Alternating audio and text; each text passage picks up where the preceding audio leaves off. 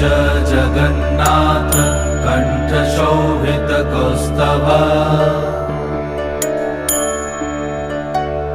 पद्मनाभ वेदगर्भ चन्द्रसूर्यविलकरा जगन्नाथ लोकनाथ नीलाद्रीश परहरि दीनबन्धुर्दया सिन्धु कृपालु जनरक्षका कम्बुपाणि चक्रपाणि पद्मनाभ नरोत्तम जगत्तं पालको व्यापी सर्वव्यापी सुरेश्वर